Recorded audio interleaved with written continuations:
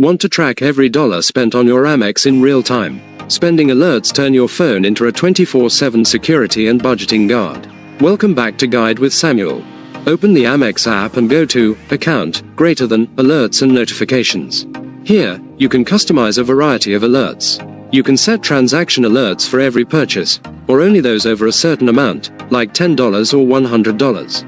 You can also set balance alerts to warn you when you're nearing a certain spending threshold, which is great for budgeting or for cards with a set limit. My crucial pro tip: enable Card Not Present alerts. This alert triggers for online or phone transactions where the card isn't physically swiped. This is a prime area for fraud, and getting an instant ping allows you to react immediately if something's wrong. Stay informed and in control of your finances, one alert at a time. Which alert has saved you from fraud or overspending?